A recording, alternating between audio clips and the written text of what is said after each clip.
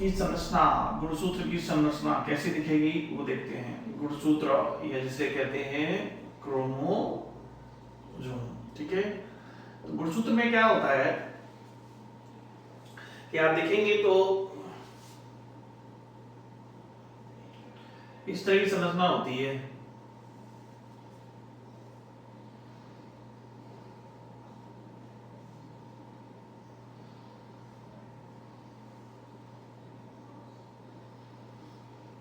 यहाँ पे भी रहेगा इस तरीके से।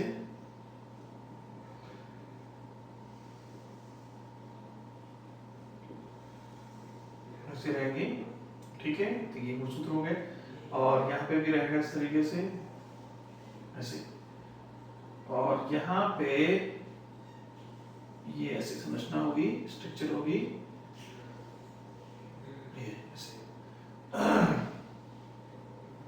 तो हम देखेंगे कि यहाँ पे जो सबसे बाहरी पार्ट है इसको बोलते हैं पेलिकल। क्या बोल रहे हैं इसको?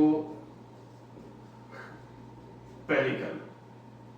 इसके अंदर जो भरा हुआ पार्ट है उसको बोलते हैं मैट्रिक्स। क्या बोलते हैं इसको? मैट्रिक्स। मैट्रिक्स के अंदर धागे नुमा संरचनाएं होंगी,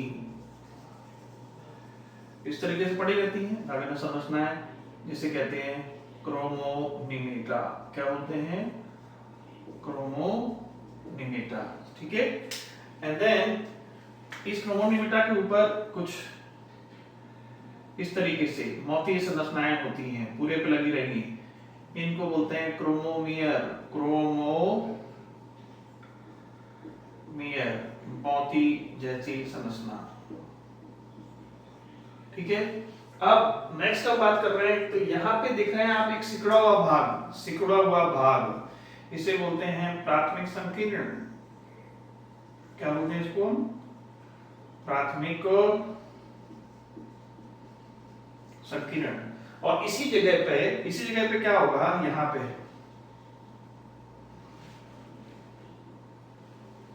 पे क्या होगा? यहाँ पे स्थान है जिसे हम कहते हैं सेंट्रोमियर। इसको बोलते हैं, क्या बोलते हैं? सेंट्रोमियर या गुणसूत्र बिंदु। क्या बोलते हैं इसको? गुणसूत्र बिंदु बोलते हैं, ठीक है। और अब यहीं पे हम बात करें तो यहाँ पर इन गुणसूत्र बिंदु के दोनों साइड इस तरीके से, गुणसूत्र बिंदु के दोनों तरफ क्या होगा? गुणसूत्र बिंदु के दोनों तरफ एक संरचना होती है जो डिस्क नुमा होती है। कैसी?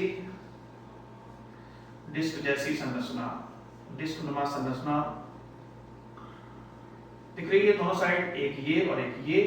इस संरचना को हम बोलते हैं काइनेटोकोर।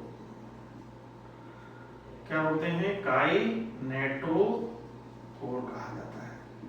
तो काइनेटोकोर कहाँ होंगे? जहां पर प्राथमिक संकीर्ण होगा वहां पर सेंट्रोमियर होगा, और सेंट्रोमियर के दोनों साइड डिस्क नुमा संरचना, जिसे हम काइनेटोकोर कहते हैं, ठीक है। और आगे चलेंगे तो यहाँ पे ये जो दिख रहा है आपको, इसे कहते हैं द्वितीयक संकीर्ण। क्या बोलते हैं इसको? द्वितीयक संकीर्ण। यही वो रीजन है जहां पर NOR होता है। NOR का मतलब न्यूक्लियोलर ऑर्गेनाइजर रीजन, यानी कि न्यूक्लियोलस का निर्माण करेंगे, और जितने न्यूक्लियस बनेंगे और न्यूक्लियोलस से फिर हम आगे RNA राइबोसोम का निर्माण करते हैं। तो NOR रीजन यही होता है, इसी पॉइंट पे होता है। अब यहीं पे आपका कुछ क्रोमोसोम्स में सैटेलाइट DNA भी होता है, सैटेलाइट DNA। तो ऐसे क्रोमोसोम को हम सेट क्रोमोसोम कहते हैं। क्या बोलते हैं? सेट गुणसूत्र। जिनमें सैटेलाइट DNA होगा उनको हम सेट गुणसूत्र कहेंगे। और मनुष्य में 5 जोड़ी, कितने जोड़ी? मनुष्य में 5 जोड़ी सैटेलाइट DNA होते हैं, ठीक है। ओके, अब हम यहाँ पहुंच गए। तो ये क्या है? ये है टीलोमियर। क्या है ये? टीलोमियर। टीलोमियर क्या करते हैं? टीलोमियर जो है ये अंतखंड बोलते हैं इनको, अंत में पाए जाते हैं, अंतखंड बोल रहे हैं, ठीक है। तो इनके बारे में हम एक एक करके डिस्कस करेंगे। देखो फिर से, सबसे पहले हम बात करेंगे पेलिकल के बारे में, ठीक है। सबसे पहले किसके बारे में बात करेंगे अपन? पेलिकल। तो पेलिकल है क्या? ये आवरण जो दिख रहा है आपको वो पेलिकल है। तो ये क्या हो गया? ये आपका हो गया बाहरी आवरण। दूसरा क्या है? मैट्रिक्स। मैट्रिक्स को कैसे बताएंगे? एमॉर्फस, अक्रिस्टलीय पदार्थ, अक्रिस्टलीय अर्धतरल है, क्रिस्टलीय अर्धतरल है, जिसमें क्या है? क्रोमोनिमेटा है। जिसमें क्या है? जिसमें है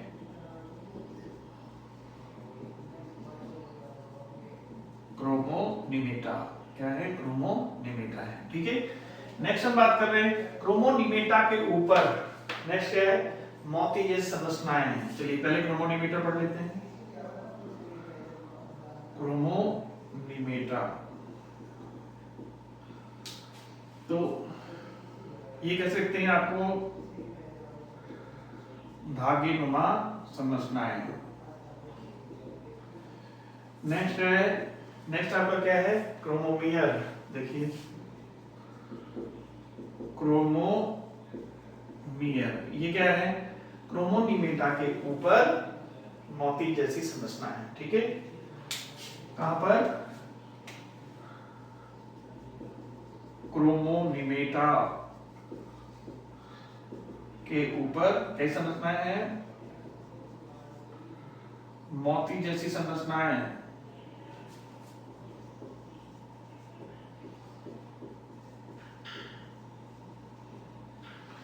मोती जैसे संरचनाएं को हम क्रोमोमियर कहते हैं। नेक्स्ट आपका है प्राथमिक संकीर्ण। कौन सा हो गया? प्राथमिक संकीर्ण। चलिए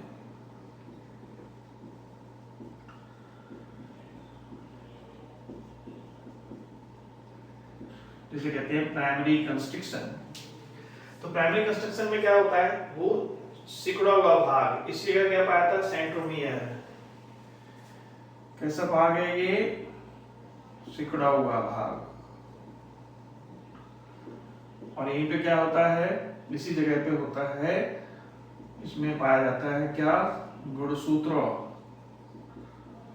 बिंदु, या जिसे कहते हैं सेंट्रोमियर। तो क्वेश्चन क्या आ गया? सेंट्रोमियर कहाँ पाया जाता है? सेंट्रोमियर होता है, कहाँ होता है सेंट्रोमियर? सेंट्रोमियर होता है कहां पर? प्राथमिक संकीर्ण के पास। ठीक है। और सेंट्रोमियर के दोनों साइड क्या दिख रहा है आपको? डिस्क नुमा संरचना। चलिए थोड़ा सा गुणसूत्र बिंदु के बारे में थोड़ा सा देख लें। तो मैं आपको बता दूं कि क्रोमोसोम में एक गुणसूत्र में 2 क्रोमेटिड होते हैं। ये एक क्रोमेटिड हो गया, ये दूसरा क्रोमेटिड हो गया। तो यहाँ पे कितने क्रोमेटिड दिख रहे हैं आपको? यहाँ आपको दिख रहे हैं 2 क्रोमेटिड, 2 क्रोमेटिड दिख रहे हैं। तो एक क्रोमोसोम में 2 क्रोमेटिड होते हैं और ये दोनों क्रोमेटिड किससे द्वारा जुड़े रहते हैं? ये है गुणसूत्र बिंदु। ये जो पार्ट दिख रहा है आपको, क्या है ये? बिंदु, द पॉइंट वेयर तो गुणसूत्र की दोनों क्रोमेटिड जुड़े हुए हैं। ठीक है। तो ये आउट हो गया। तो ये क्या करता है? दोनों क्रोमेटिड को क्या कर रहा है? जोड़े रखता है। ठीक है। जोड़ने का काम, hold together. And then next क्या आ गया? काइनेटोकोर।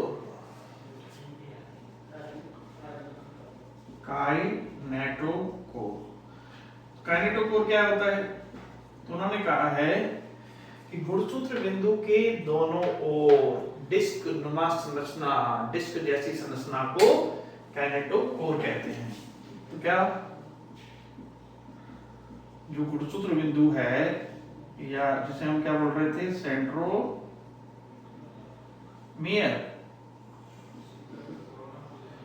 के दोनों कैसी है? क्वेश्चन यहां से उठता है, डिस्क नुमा संरचना, ध्यान रखा जाए। डिस्कनुमा संरचना। क्या बोलते हैं इसको? इसी को बोलते हैं काइनेटोकोर। ये क्या करता है कि जब हम कोशिका विभाजन के समय, ये तो गुणसूत्र बिंदु हो गया, ठीक है, इस गुणसूत्र बिंदु के दोनों साइड में डिस्कनुमा संरचना लाइक दिस, यहीं पे स्पंडल फाइबर जुड़ते हैं। क्या जुड़ते हैं? तरकु तंतु, तरकु तंतु जिसे हम कहते हैं स्पंडल फाइबर। तो ये भी तंतु है, तरकु तंतु जुड़े हुए हैं, ठीक है। तो क्वेश्चन क्या आता है कि तरतंतु क्रोमोसोम के किस पार्ट से जुड़े रहते हैं? वो जुड़े रहते हैं किससे? किससे जुड़े रहते हैं? ये देखिए किससे जुड़े रहते हैं? ये क्या है? काइनेटोकोर। तो काइनेटोकोर द्वारा जुड़े रहते हैं। ये डायरेक्ट क्वेश्चन है, बड़े क्वेश्चन है। एंड देन फिर हम कहां चलेंगे? द्वितीयक संकीर्ण पे। कहां पर चलेंगे? हम बात करेंगे द्वितीयक संकीर्ण, या जिसे कहते हैं सेकेंडरी कंस्ट्रक्शन। क्या बोलते हैं इसको हम? ये प्राइमरी कंस्ट्रक्शन है, ये सेकेंडरी कंस्ट्रक्शन, ठीक है। तो द्वितीय संकीर्ण जो है ये ऐसे पार्ट हैं जिनको हम अभिरंजित नहीं कर सकते, जिनका अभिरंजन नहीं होता है। तो क्या है इनका? क्या नहीं होता है? यदि हम कोई कलर डाई यूज करते हैं तो इनका अभिरंजन नहीं होता है। यानी कैसे हैं? नॉन स्टेनिंग पार्ट है। कैसे हैं? नॉन स्टेनिंग पार्ट है, ठीक है। और इन्हीं के पास क्या होता है? एनओआर रीजन है, एनओआर। एनओआर का मतलब होता है न्यूक्लियोलर ऑर्गेनाइजर रीजन, एनओआर। ये वो जगह है जहां पर क्या होगा? जहां पर न्यूक्लियस का फॉर्मेशन होगा,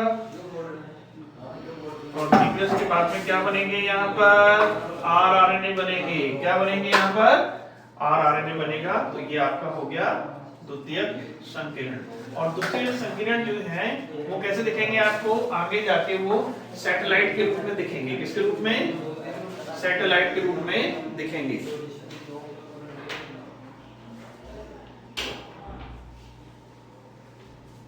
तो थोड़ी दूरी पर नहीं, द्वितीयक संकीर्ण जो है संकीर्ण के दूरी पर ही क्या होंगे? थोड़ी दूरी पर क्या होंगे? सैटेलाइट डीएनए होंगे। क्या होंगे? सैटेलाइट होंगे। तो ऐसे क्रोमोसोम जिसमें सैटेलाइट डीएनए होता है उनको हम क्या बोलते हैं? एसएटी गुणसूत्र। मनुष्य में कितने जोड़ी हैं? मनुष्य में ये हैं 5 जोड़ी। कितने जोड़ी हैं? मनुष्य में 5 जोड़ी सैटेलाइट डीएनए पाए जाते हैं। अब हम किसकी बात कर रहे हैं? अब हम बात कर रहे हैं किसकी? टीलोमियर की, ठीक है। तो टीलोमियर क्या है? टीलोमियर जो है वो क्या करते हैं? टीलोमियर में क्या होगा कि ये अंतखंड है। क्या है ये? अंतखंड। टीलोमियर क्या बोल रहे हैं? अंतखंड। तो टीलोमियर स्पेशली क्या करते हैं कि ये क्रोमोसोम को छोटा होने से रोकते हैं। क्रोमोसोम को क्या करते हैं? देखिए इसको अलग से देते हैं यहाँ पे। टीलोमियर टीले पे है, लास्ट में है, इसलिए क्या बोल रहे हैं इनको? लास्ट में, इसलिए बोल रहे हैं टीलोमियर। अंतखंड है, क्या करेंगे? गुणसूत्र को छोटा होने से बचाते हैं। होने से क्या करते हैं? बचाते हैं। और अगर गुणसूत्र छोटे हो गए तो आता है बुढ़ापा, एजिंग होती है, ठीक है। अब क्वेश्चन है जब ये छोटा होने से बचाते हैं तो एजिंग क्यों हो रही है? बुढ़ापा क्यों आ रहा है? तो उसका रीजन ये है कि इसको बनाने के लिए एक स्पेसिफिक एंजाइम चाहिए होता है इस एंजाइम का नाम है टीलोमरेज। क्या नाम है इस एंजाइम का? टीलोमरेज एंजाइम होगा। वो टीलोमरेज एंजाइम क्या होता है, जैसे जैसे अपनी एज बढ़ती जाती है तो इसकी सक्रियता कम हो जाती है, किसकी? टीलोमरेज की। तो ये अंतखंड कहीं ना कहीं नहीं बन पाएंगे, कम बनेंगे। इस तरीके से क्रोमोसोम धीमे धीमे छोटे होने लगते हैं, और छोटे होने लगते हैं तो क्या होता है, पहले तो बचा रहे हैं और नहीं बचाते हैं तो क्या होगा? अगर नहीं बचाते हैं तो आ जाता है क्या? बुढ़ापा। तो साइंटिस्ट लगे हुए हैं किस तरीके से इस बुढ़ापे को कम किया जाए, जिससे लोग बिना फेयर एंड लवली, बिना फेयर एंड हैंडसम के स्मार्ट दिखें, ब्यूटीफुल दिखें। तो ये पूरी एक्टिविटी किसकी है? टीलोमरेज की। किसकी? कौन सा एंजाइम है? टीलोमरेज। इसकी हमें सक्रियता कम नहीं होने देनी। अगर ये कम नहीं होगा तो ये भी बनते रहेंगे, ये भी बनते रहेंगे, तो बुढ़ापा आपको कभी नहीं आएगा। तो ये आपका हो गया किसके बारे में? गुणसूत्र के बारे में। ठीक है, ओके। तो हम देख रहे हैं गुणसूत्र के प्रकार। गुणसूत्र बिंदु के आधार पर गुणसूत्र कितने तरह के हैं ये हमें देखना है। तो हम एक सेल डिवीजन की एक अवस्था है जिसे हम कहते हैं मेटाफेज, मध्यावस्था। तो मध्यावस्था में देखेंगे तो गुणसूत्र कैसे दिखाई देंगे। हम किसकी बात कर रहे हैं? हम बात कहाँ देख रहे हैं इनको? मध्यावस्था जिसे कहते हैं मेटाफेज स्टेज। मेटाफेज में क्रोमोसोम कैसे दिखाई देंगे? तो इसमें डिफरेंट टाइप हैं इनके। ठीक है, एक होता है मेटासेंट्रिक। कौन सा होता है? मेटासेंट्रिक। मध्य केंद्र बिंदु, मध्य केंद्र, ठीक है, बिंदु, मध्य केंद्रीय गुणसूत्र, यानी कि सेंट्रोमियर बीच में होगा, इसे कहते हैं मेटासेंट्रिक। क्या बोलते हैं इसको? मेटासेंट्रिक। मेटा मतलब बीच में है, सेंट्रिक मतलब सेंट्रोमियर। अब देखो कैसे, तो यहाँ पे क्या है, ये सेंट्रोमियर हो गया और इसकी ये देखो दोनों भुजाएं बराबर दिख रही हैं आपको। ये क्या है? ये है सेंट्रोमियर, गुणसूत्र बिंदु। तो ये कहां पर है? बीच में है। तो इसमें क्या दिख रही है आपको? ये कहां पर है? ये है बीच में। बीच में होता है कौन? सेंट्रोमियर या गुणसूत्र बिंदु। इसमें क्या है कि जो दोनों भुजाएं हैं वो कैसे दिखेंगी आपको? बराबर हैं, इक्वल हैं, इसलिए इसको बोलते हैं समभुजीय। क्या बोलते हैं? समभुजीय। दोनों भुजाएं बराबर हैं, आइसोब्रेकियल, ब्रेकियल। ठीक है, ओके। नेक्स्ट जो है, नेक्स्ट क्या है? सब मेटासेंट्रिक। क्या है? सब मेटासेंट्रिक, इसे कहते हैं उप मध्य केंद्रीय। उप मध्य केंद्रीय में क्या आएगा? इसमें हम देखें तो इसमें क्या होगा? इसमें गुणसूत्र बिंदु बीच में ना होगा, थोड़ा सा थोड़ी दूरी पर होगा, बीच से थोड़ी दूरी पर होगा। तो इसमें क्या होगा आपको इसे दिखेगा? तो इसमें क्या है, एक तो ऐसी भुजा दिखेगी और दूसरी भुजा लंबी होगी। तो इसमें क्या है, एक भुजा लंबी दूसरी छोटी। इसमें क्या होता है, जो सेंट्रोमियर है, गुणसूत्र बिंदु जो है वो कैसा होता है? मध्य से थोड़ी दूर होता है। ठीक है, मध्य से दूर होगा तो उसमें क्या होगा, तो एक भुजा कैसे दिखेगी इनको? लंबी, और दूसरी भुजा कैसे दिखेगी? दिखेगी छोटी। ठीक है, तो इस कंडीशन को हम बोलते हैं विषमभुजीय। विषम भुजाएं हैं, क्या बोलते हैं इसको हम? विषमभुजीय या हेटेरोब्रैकियल। ठीक है, हेटेरोब्रैकियल बोलते हैं। तो अब नेक्स्ट देखें हम, नेक्स्ट है एक्रोसेंट्रिक। क्या है नेक्स्ट? एक्रोसेंट्रिक, अग्रबिंदुक।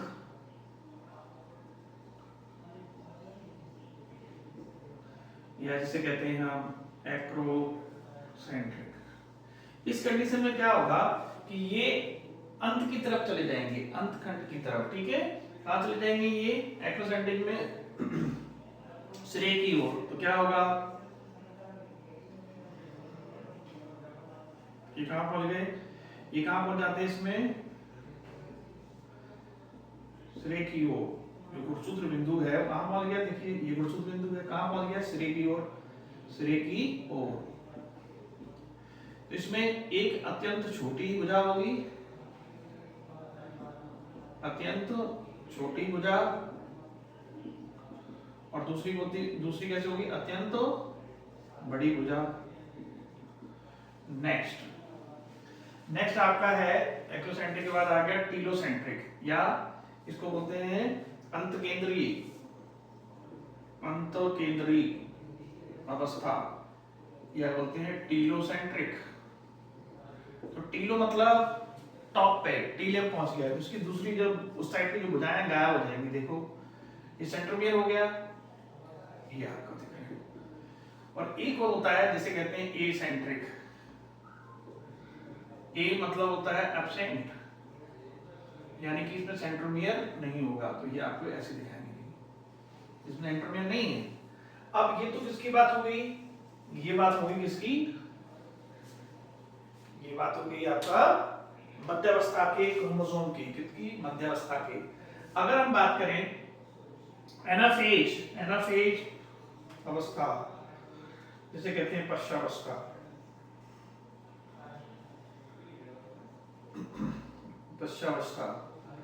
तो पश्चावस्था में क्या होगा कि आपका ये जो ना डिवाइड हो जाते हैं क्रोमेटिड, और फिर आपको कैसे दिखाई देंगी, तो ये ओके। अब हम बात कर रहे हैं किसके बारे में, पश्चावस्था। जब हम एनाफेज में इनको देखेंगे तो आपको डिफरेंट आकृति दिखाई देंगी। जैसे ये कैसे दिखेगा आपको, वी शेप, देखो वी शेप दिख रहा है आपको, यहाँ सेंट्रोमियर है और ये वी शेप दिख रहा है।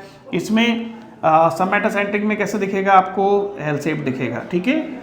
एक्रोसेंट्रिक में कैसे दिखेगा आपको, जे शेप दिखेगा, जे शेप, जे की तरह, एल की तरह, वी की तरह, और यहाँ पर आई की तरह। तो आपको अगर आपको डिफरेंट आकृति देखनी है, अब क्वेश्चन क्या आ गया, डिफरेंट आकृति देखनी है तो कहाँ जाओगे आप, एनाफेज में। तो क्रोमोसोम की अगर आकृति की अध्ययन करना है, आकृति का अध्ययन, तो आकृति का अध्ययन आपको कहाँ दिखेगा, वो दिखेगा पश्चावस्था में या एनाफेज में, आपको डिफरेंट आकृति दिखेंगी। तो ये आपका हो गया गुणसूत्रीय प्रकार, गुणसूत्र बिंदु के आधार पर।